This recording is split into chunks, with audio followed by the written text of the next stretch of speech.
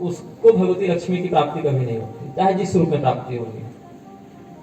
और जो व्यक्ति तटस्थ रहता है, निरपेक्ष भाव से रखता है, उसको समस्त सद्गुणों की प्राप्ति, समस्त ऐश्वर्य की प्राप्ति स्वतः हो जाती है।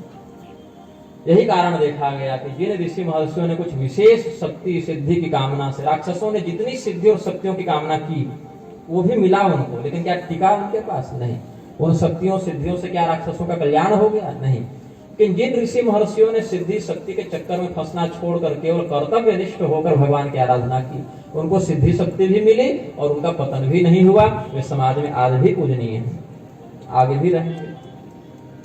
तो भगवान नारायण को जब भगवती लक्ष्मी ने देखा कि ये तो मेरी ओर दृष्टिपात कर ही नहीं रहे हैं, तो अत्यंत लज्जित भाव से सपजाते हुए उन्होंने भगवान के गले में वरमाला डाल दी।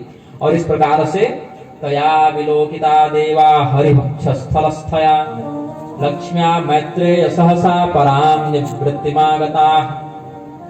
भगवान नारायण के हृदय स्थल में भगवती लक्ष्मी प्रवेश कर गई और भगवान ने अपने हृदय में भगवती लक्ष्मी को धारण किया है।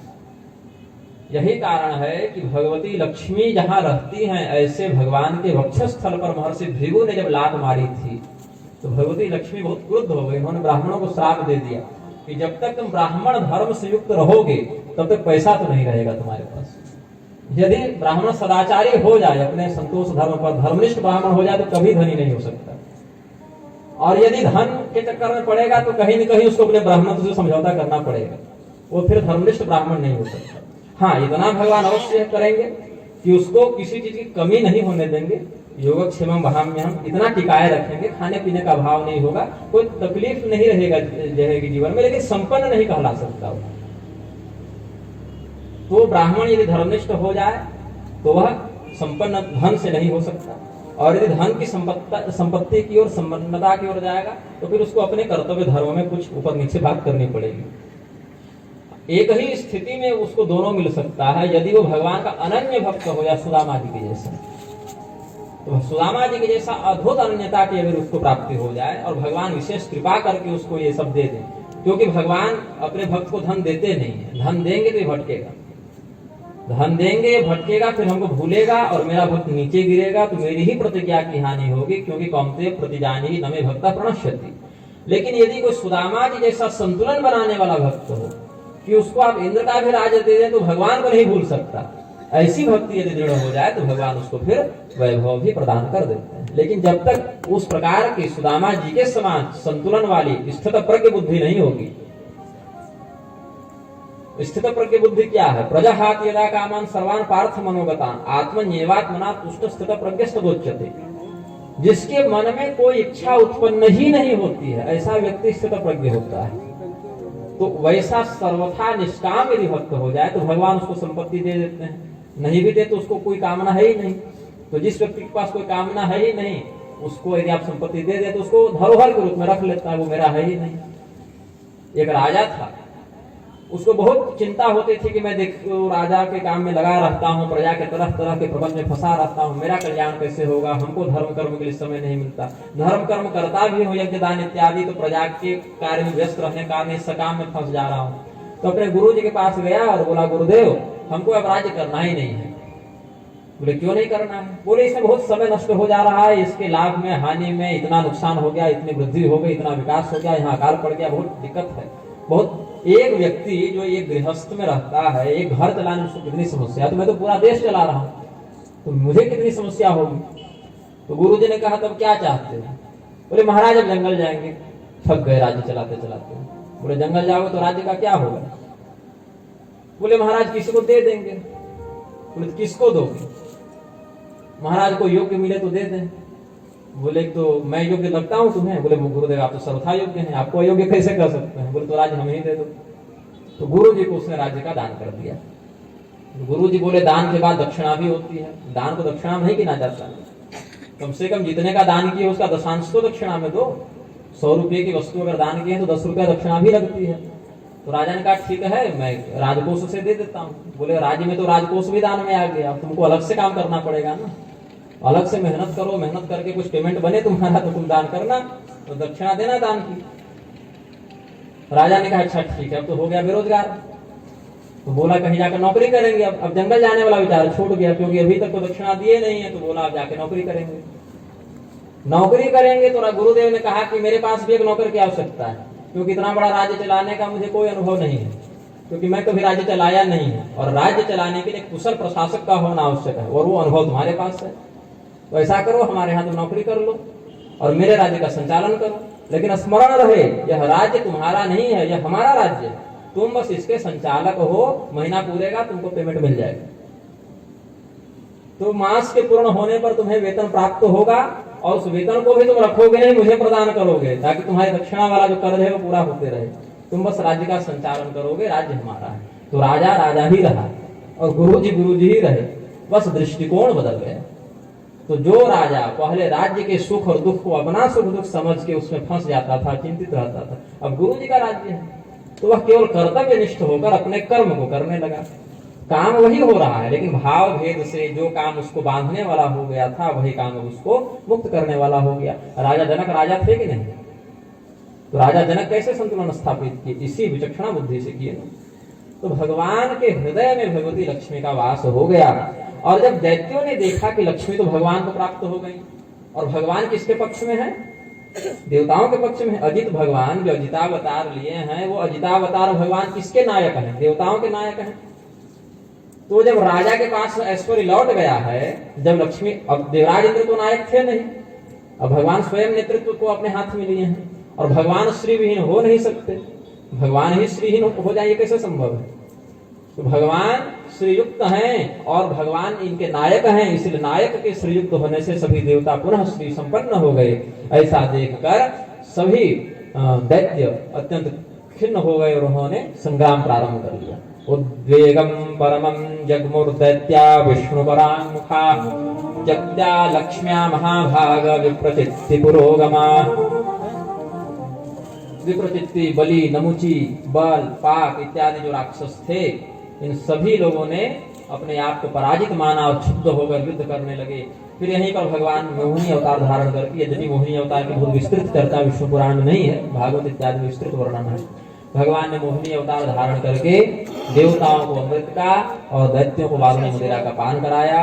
राहु यहाँ छल पूर्वक अमृत पान करने के लिए देवता का स्वरूप धारण करके देवमंडल में घुसपैठ कर लिया था, इसीलिए भगवान ने सुदर्शन चक्र से उसके मस्तक को भी विदीर्ण किया, किंतु अमृत के प्रभाव से वह न मर के भगवान के ही आशीर्वाद और समर्थन से ग्रह मंडल में छाया ग्रह के रूप में अदृश्य भाव से प्रतिष्ठित हो गया।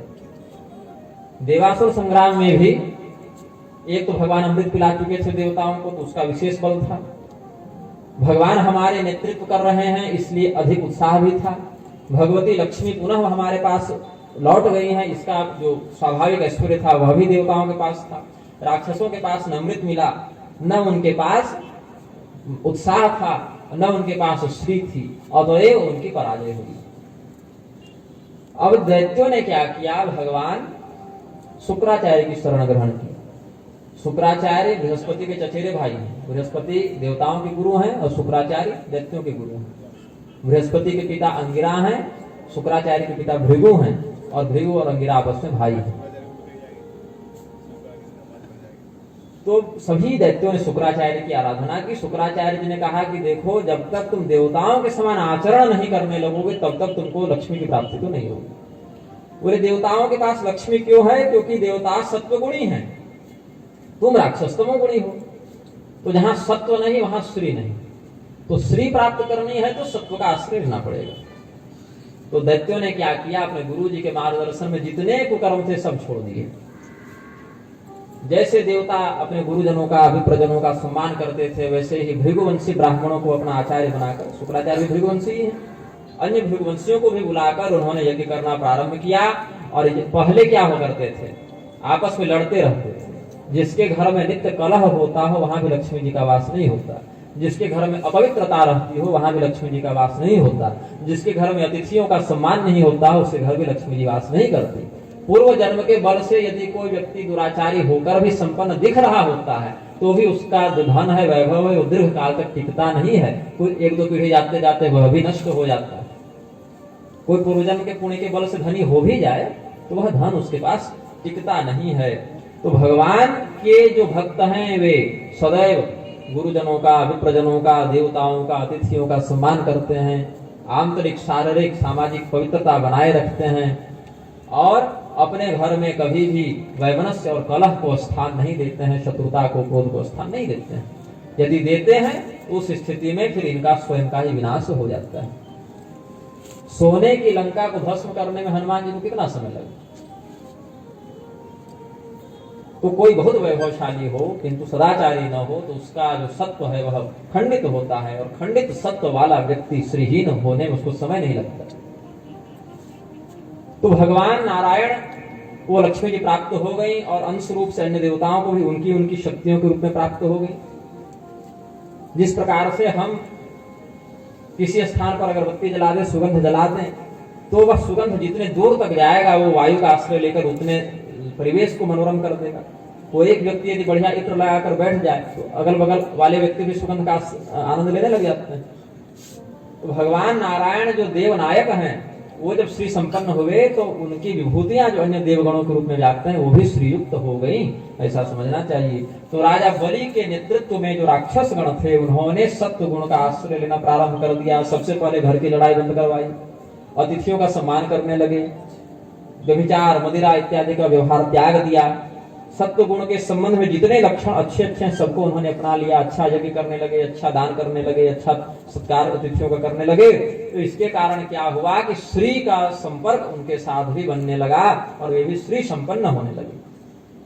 और इतने अधिक श्री संपन्न हो गए कि राजा बलि का भी बल देवराज इंद्र की अपेक्षा विलक्षण हो गया, देवराज इंद्र की अपेक्षा विशिष्ट हो गया और पुनः उन्होंने देवताओं से अपना राज्य छीन लिया, जिसका फिर निराकरण भगवान वामन का अवतार धारण करके विष्णु भगवान ने निराकरण किया। और राजा बलि से दान लेकर फिर इंद्र को वो युद्ध करके छीने नहीं, भगवान मांग कर लिए।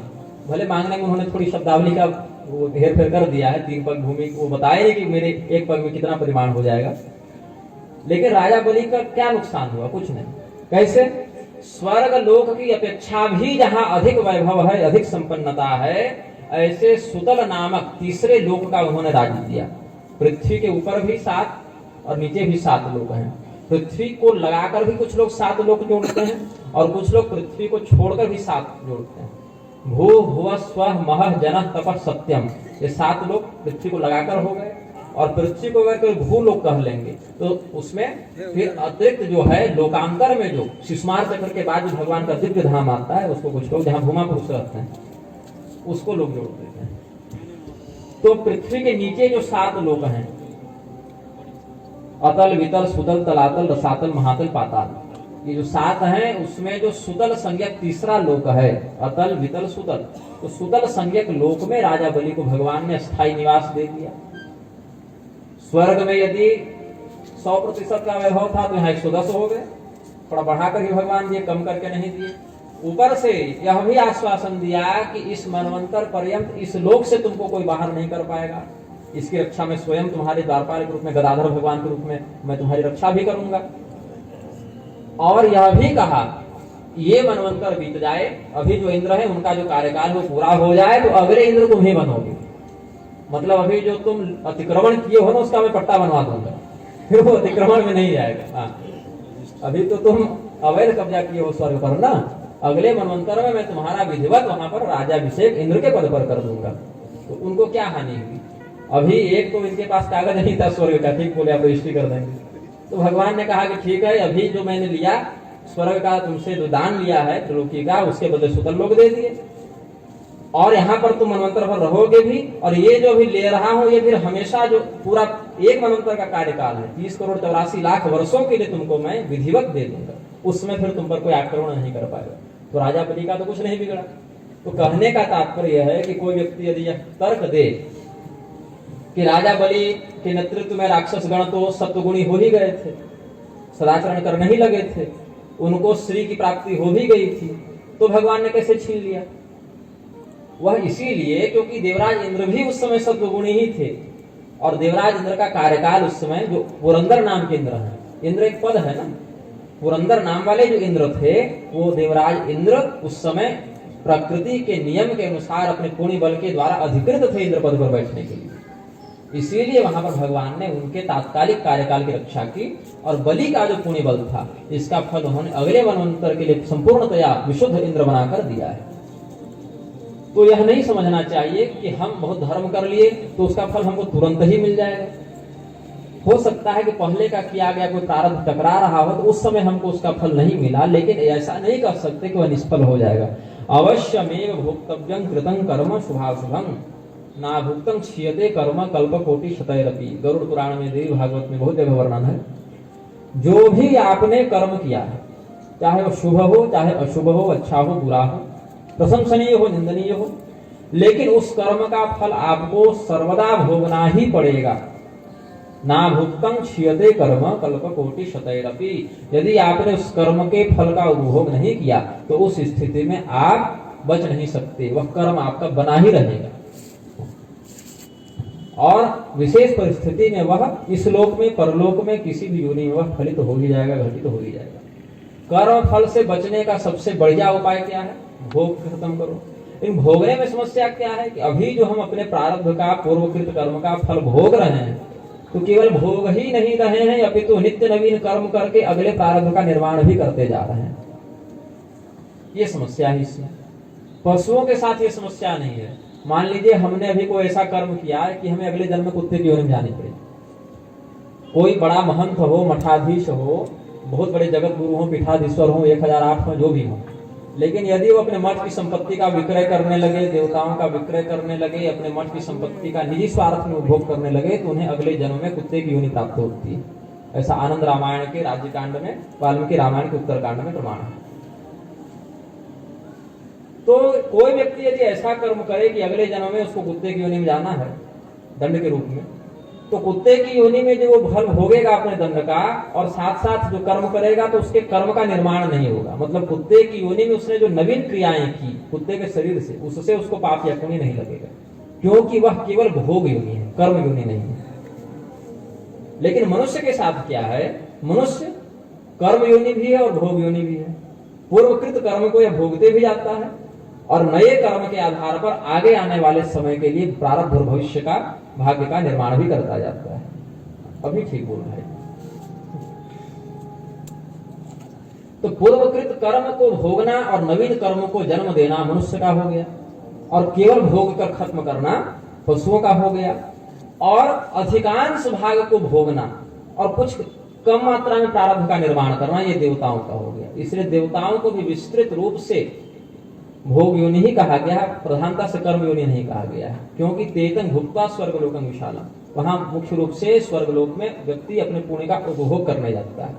और वहां पर केवल कर्म का बंधन किसको बांधता है? जो अधिकारी देवता है। अधिकारी देवता मतलब अग्नि तत्व के जो अधिकारी जातवेदा नाम के देवता होंगे, जल तत्व के अधिकारी जो वरुण देवता होंगे, जो किसी पद पर बैठे हुए हैं। अब हमने पुण्य किया, हम मरे, स्वर्ग गए, तो हमको अधिकार मिल जाएगा, ऐसी आवश्यकता नहीं है। जैसे हम भारत भूमि में जन्मे तो हम भारत के नागरिक हो गए, लेकिन भारत सरकार में हम किसी पद पर भी हो यह आवश्यक नहीं है। भारत के हम नागरिक हैं, और नागरिक होना और भारत सरकार के किसी विभाग का कोई अधिकारी होना, दोनों में अंतर है। तो हम जब मर के स्वर्ग गए तो स्वर्ग का नागरिक बनना और स्वर्ग के किसी विभाग का अधिकारी बनना, दोनों में अंतर है। तो जो देवता इंद्र के, अग्नि के, वरुण के, चंद्रमा के, कुबेर के, यमराज के पद पर बैठा हुआ है, उस विभाग का अधिकारी है, वह यदि कुछ गलत करेगा तो उसको उसके कर्म का पाप भोगना पड़ेगा। कुछ अच्छा करेगा, जैसे चंद्रमा के पद पर बैठे सोम संज्ञक देवता ने जब गुरुपत्नी गमन किया तो उनको दंड मिला। इंद्र के पद पर बैठे हुए पुरंदर संज्ञक आदि देवताओं ने जब अहिल्या इत्यादि के साथ रमण किया तो उनको दंड मिला। लेकिन यदि आप स्वर्ग के मात्र नागरिक हैं, अपने इस जन्म के किए गए पुण्य का उपभोग कर रहे हैं, तो आपको किसी प्रकार का वहां पर नवीन कर्म प्रारब्ध का सृजन नहीं करना पड़ेगा। ये रहस्य है। तो भगवान के जो भक्त होते हैं वे कर्म फल से बचते कैसे? मनुष्य योनि में रहकर ही बच जाते हैं। कैसे? पहला तो यह बताया कि भोग कर खत्म करो, लेकिन यह विधान शाश्वत इसीलिए नहीं हो सकता क्योंकि भोगने के साथ साथ आप नया कर्म बनाते जा रहे हैं। तो क्या करें? दूसरा उपाय भगवान ने बताया, यत् करोसि यदश्नासि यज्जुहोसि ददासि यत् तपस्यसि कौन्तेय तत्कुरुष्व मदर्पणम्। जो भी खाते हो, पहनते हो, पीते हो, यज्ञ करते हो, दान करते हो, उस सभी कर्म का फल मुझे प्रदान करते जाओ। अब भगवान कह दिए यत् करोसि यदश्नासि, जो करो जो खाओ, तो इसका अर्थ ये नहीं कि अधर्म भी करने लगे और अधर्म पूर्वक भी खाने लगे, मांस भक्षण करने लगे, मदिरा पान करने लगे, व्यभिचार करने लगे, ऐसा नहीं। भगवान ने क्या कहा, जो हमारे द्वारा आदिष्ट मार्ग है उसी के अंतर्गत रहते हुए करना है। श्रुति स्मृति ममय वाक्य यस्ता मुल्लंघ्य वर्तते आज्ञा भंगी मम द्वेषी मदभक्तोपि न वैष्णवः। वेद की मर्यादा, स्मृति की मर्यादा, ये भगवान के द्वारा उपदिष्ट हैं, बताई गई हैं, ये भगवान के आदेश हैं, अंगीभूत हैं भगवान के। अंगीभूत का क्या अर्थ है कि वेद केवल कोई पुस्तक नहीं, पुराण कोई पुस्तक नहीं, अपितु यह भगवान का शरीर समझना चाहिए। शब्द नारायण का यह शरीर समझना चाहिए। वेद नारायण, पुराण पुरुषोत्तम हम कहते हैं। और हमारे शरीर का एक रोम भी अगर खंडित हो तो हमें दर्द होता है, वैसे वेद के पुराण के एक मंत्र में भी विखंडन उत्पन्न कोई करे तो भगवान की हत्या का उससे दोष लगता है। तो केवल ये अक्षर है, किताब है, प्रेस में छाप दी, ऐसा नहीं है। अपितु शब्द ब्रह्म, द्वे ब्रह्मणि वेदितव्ये शब्द ब्रह्म परम च यत् शब्द ब्रह्म नरो ज्ञात्वा परम ब्रह्माधिगच्छति। वेद भगवान ने क्या उपदेश किया, दो प्रकार के ब्रह्म को जानना चाहिए। जो हम कहते हैं ना ब्रह्म, ईश्वर, तो दो प्रकार के, एक शब्द ब्रह्म और एक पर ब्रह्म। शब्द ब्रह्म क्या है, जो हमारे वेद पुराण इत्यादि हैं, जो शब्द के रूप में हमें प्राप्त हैं ज्ञान परंपरा से। तो पहले व्यक्ति शब्द ब्रह्म की आराधना करता है, शास्त्र के ज्ञान को निष्ठापूर्वक प्राप्त करता है, और फिर जाकर वह पर ब्रह्म को समझ सकता है, पर ब्रह्म को प्राप्त कर सकता है। कोई व्यक्ति यदि ज्ञान मार्ग से भटक कर या ज्ञान मार्ग में दृढ़ता को न प्राप्त करके शबरी जी के समान, गोपियों के समान करके भक्ति मार्ग का भी आश्रय ले, तो भगवान उसकी भक्ति से प्रसन्न होकर उसको ज्ञान में भी निपुण कर देते हैं। आप जब श्रीमद् भागवत का महात्म्य सुनेंगे तो वहां भी भक्ति देवी स्वयं युवती हैं, लेकिन प्रसन्न नहीं है, क्योंकि ज्ञान और वैराग्य बूढ़े हो गए। इसीलिए कोई व्यक्ति यदि ज्ञान की अवहेलना करके मात्र भक्ति भक्ति ही करेगा तो वही समस्या है, क्योंकि ज्ञान और वैराग्य के क्षीण होने पर भक्ति स्वयं पुष्ट होकर भी प्रसन्न नहीं होती। वह चाहती है ज्ञान और वैराग्य भी पुष्ट हो। तो भगवती भक्ति के मार्ग का भी कोई आश्रय ग्रहण करे तो उस स्थिति में ज्ञान और वैराग्य भगवान उसको ज्यादा जो भी मत उजाड़ क्यों कर रहे हैं, उसको रहने दीजिए।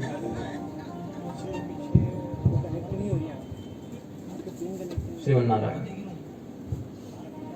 तो पहला उपाय क्या हमने बताया कि जो भी आप धर्म सम्मत कृत्य कर रहे हैं उसको भगवान को निवेदित करते जाएं कि प्रभु हमने यह दान किया, यह व्रत किया, यह यज्ञ किया, अतिथियों की सेवा की, माता पिता गुरुजन सास ससुर की सेवा की, इसको हम आप ही को निवेदित करते हैं।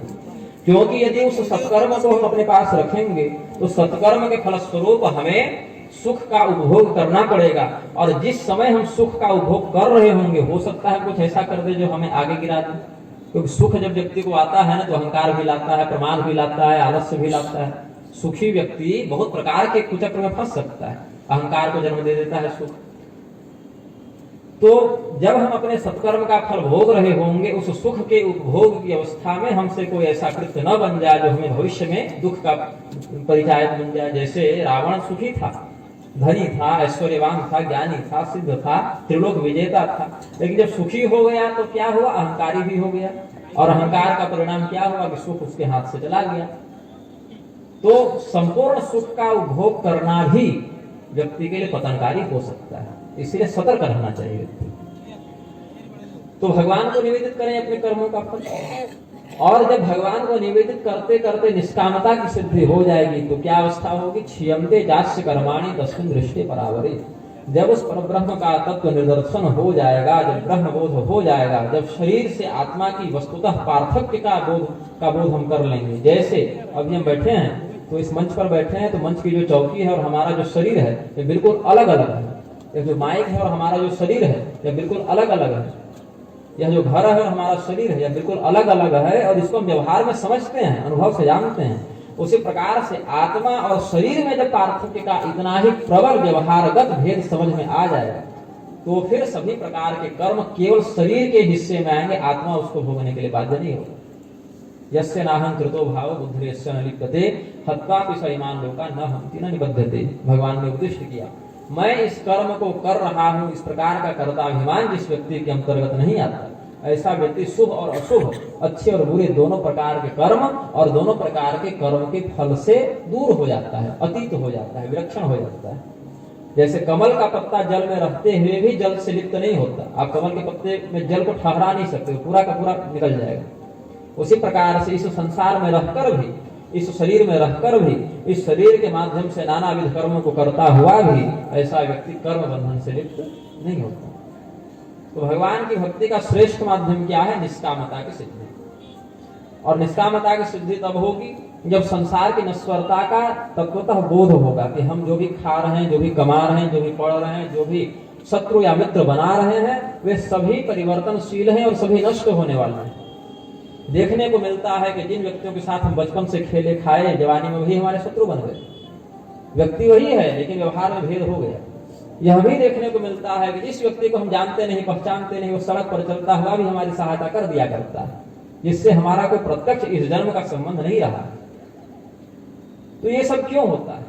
क्योंकि संसार परिवर्तनशील है और सभी व्यक्ति एक दूसरे के कर्म में इच्छा से या इच्छा के विरुद्ध जाकर भी लेकिन बंधे रहते हैं, फंसे रहते हैं।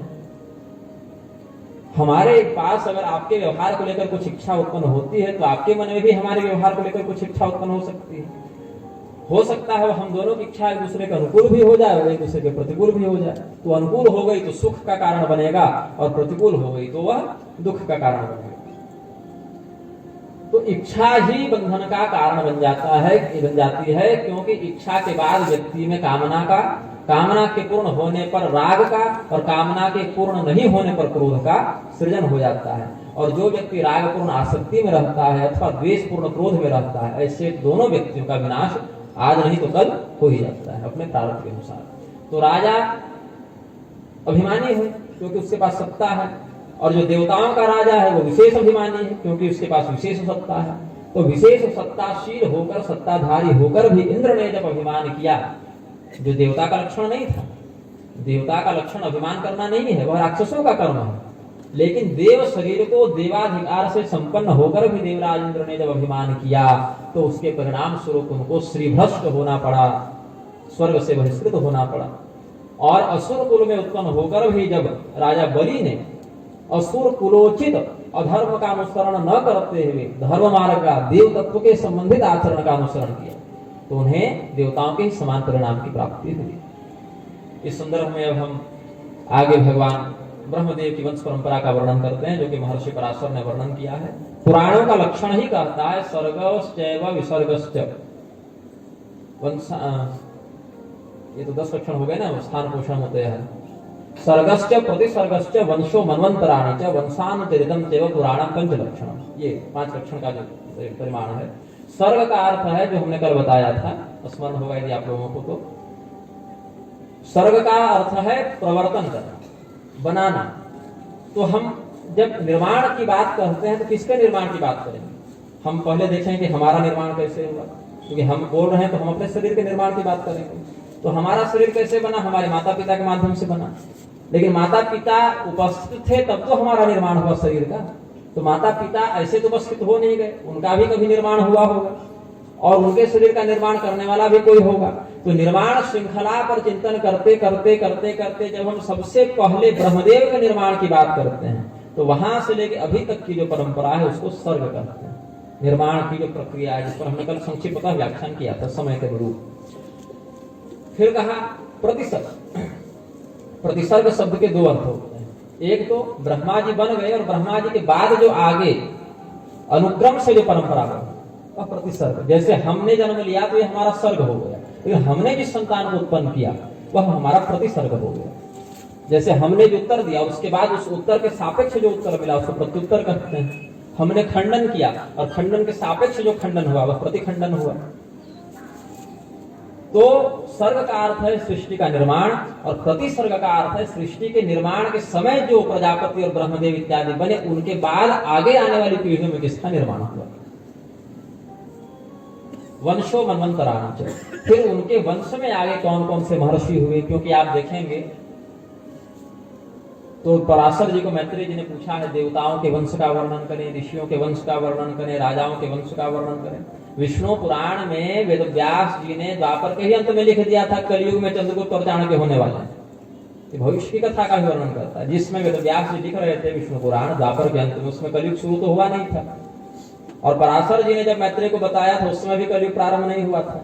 लेकिन कलयुग में कौन कौन से राजा होंगे, चंद्रगुप्त का बेटा कौन होगा, उसका बेटा कौन होगा, सबका, चाणक्य का, अशोक का, चंद्रगुप्त का, सबका वर्णन यहाँ पर कर दिया, क्योंकि वो त्रिकालदर्शी थे, क्योंकि भगवान के ज्ञान बता रहे हैं, भगवान स्वयं काल नारायण है। इसीलिए योगी जन काल की गति के प्रक्रिया को जानते हैं, समझते हैं। इसीलिए जो घटना घटित हो गई उसको भी वे जानते हैं, और जो घटना घटित होने वाली है उसको भी वे जानते हैं। भविष्य पुराण में तो वेद व्यास जी ने बहुत खुलकर लिख दिया है, यहाँ तक कबीरदास का, गुरु नानक देव का, सबका उन्होंने नाम ले लेकर वर्णन कर दिया कि भविष्य में ये होंगे, विक्रमादित्य का, शालिवाहन का, सबका उन्होंने विस्तृत वर्णन किया है।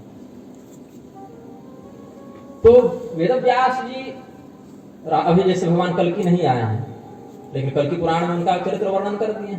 तो अभी जब हम महाराज पृथु का जब व्याख्यान करेंगे तो इस रहस्य को खोलेंगे कि भविष्य की घटनाओं को भी ऋषि महर्षि किस प्रकार से पहले ही लिख देते हैं।